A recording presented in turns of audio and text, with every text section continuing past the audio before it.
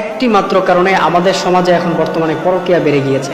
পরকীয়া বেড়ে যাওয়ার একটি মাত্র রিজন, এছাড়া আর কোনো রিজন নাই। এই একটি রিজনের কারণে আমাদের সমাজে এখন পরকীয়াটা বেড়ে গিয়েছে, হিউজ পরিমাণ বেড়ে গিয়েছে।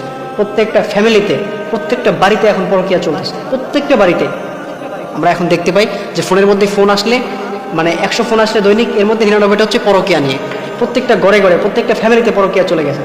দেখা যায় স্বামী পরকীয়া করে, স্ত্রী পরকীয়া করে, মানে সবাই পরকীয়াতে আসক্ত। অনেক মেয়েরা আমাদেরকে ফোন দিয়ে বলে, হুজুর আমার স্বামী আমাকে পছন্দ করে বিয়ে করেছে, এরপরেও সে এখন আমাকে রেখে পরকীয়া করে। আবার অনেক ছেলেরা বলে, হুজুর আমার স্ত্রী আমাকে পছন্দ করে বিয়ে করেছে, কিন্তু এরপরেও সে এখন আমাকে রেখে সে পরকীয়া আসক্ত। তার রিজন কি, তার কারণ কি? তার কারণ হচ্ছে একটা, সেটা হচ্ছে যারা পরকীয়াতে আসক্ত তাদের একটা মাত্র কারণের কারণে তাদের আজকে এই অবস্থা। সেটা হচ্ছে তারা পর্নোগ্রাফিতে আসক্ত, তারা ফোনের মধ্যে অশ্লীল ভিডিওতে আসক্ত, তারা ফোনের মধ্যে অশ্লীল ভিডিও দেখে, তারা খারাপ ভিডিও দেখে। তার কারণে আজকে তার স্ত্রীকে ভালো লাগে না, তার হাজব্যান্ডকে তার আজকে ভালো লাগে না। আপনি দেখবেন ম্যাক্সিমাম, আমি যে কথাটা বলতেছি আপনি কথাটা মিলিয়ে নেবেন, আপনি আমার কথাটা একটু মিলিয়ে নেবেন যে আমি এই কথাটা কি মিথ্যা বললাম না সঠিক বললাম। আপনি একটু এটা মিলিয়ে নিলে আপনি বুঝতে পারবেন যে পরকীয়ার বাড়ার কারণ হচ্ছে এটাই যে যারা এখন পরকীয়া করতেছে, সেটা ছেলে হোক, যদি ছেলে পরকীয়া করে থাকে তাহলে বুঝবেন যে সে এখন পর্নোগ্রাফিতে আসক্ত। সে ফোনের মধ্যে বিভিন্ন মেয়েদের অশ্লীল ভিডিও দেখে, সে বিভিন্ন মেয়েদের ডান্সের ভিডিও দেখে, উল্টাপাল্টা ভিডিও দেখে। এগুলো দেখে সে ভাবে যে এই মেয়েটা এত সুন্দর, এই মেয়েটা এত স্মার্ট, এই মেয়েটা কত সুন্দর, সে সেজে গুজে ডান্স করতেছে। এই যে ভিডিওগুলো দেখে, তখন ভাবে আমার স্ত্রীটা বাসায় কাজ করে, সে নোংরা হয়ে থাকে, তার শরীর থেকে ঘাম বের হয়।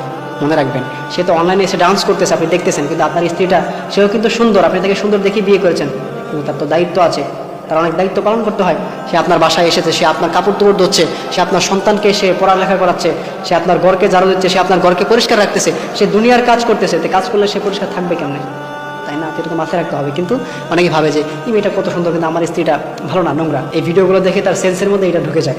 যখন এটা তার মাথার মধ্যে কাজ করে, তখন তার স্ত্রীকে ভালো লাগে না, কিন্তু তার স্ত্রী কিন্তু অনেক সুন্দর, এরপরে তার ভালো লাগে না। কেন? এই যে এই চিন্তাটা মাথা ঢোকার কারণে।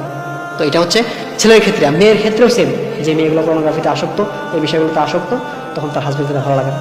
কেননা তার হাজব্যান্ড অনেক পরিশ্রম করে, তার হাজব্যান্ডটা বিয়ের আগে অনেক স্মার্ট ছিল, কিন্তু বিয়ের পরে তার দায়িত্ব বেড়ে গেছে, তার সন্তান হচ্ছে, তার যে একটা প্রজন্ম আছে সেগুলো নিয়ে তার ভাবতে হচ্ছে। এখন তার বাবা আছে, তার মা আছে, আপনি আছেন, সবার জন্য তার এখন দায়িত্ব পালন করতে হচ্ছে। সে এখন চাকরি বাকরি করতেছে, আগের মতো সে সেজে গুজে আর চলতে পারে না। এখন তার এখন আপনার টাকা পয়সা ইনকাম নিয়ে সে ব্যস্ত। কিন্তু আপনি একটা ফোনের মধ্যে দেখতেছেন ছেলেটা অনেক হ্যান্ডসাম, একটু ডান্স করতেছে বা একটু মানে একটু স্টাইল নিয়ে একটু হাঁটতেছে, আপনি এগুলো দেখে পাগল হয়ে গেছেন যে ছেলেটা অনেক সুন্দর। এই যে পরকীয়াতে আসক্ত হয়ে গেছে। এই পরকীয়া বেড়ে যাওয়ার একটা রিজন, সেটা হচ্ছে ফোনের মধ্যে অশ্লীল ভিডিও দেখার কারণে। এই একটা মাত্র কারণেই আজকে পরকীয়া বেড়ে গেছে। এই জন্য আমার প্রিয় ভাইয়েরা যারা আছেন, বোনেরা যারা আছেন, আপনাদের সবাইকে বলবো যে আপনারা ফোন ইউজ করেন। এই ফোনের মাধ্যমে কিন্তু অনেক উপকার হয় আমাদের। যেহেতু বর্তমান জেনারেশনটা এরকম হয়ে গিয়েছে, আমরা ফোনটাকে ভালো জায়গায় ইউজ করলে আমরা অনেক ভালো কিছু করতে পারবো, কিন্তু খারাপ জায়গায় ইউজ করলে আমরা এই দুনিয়াতে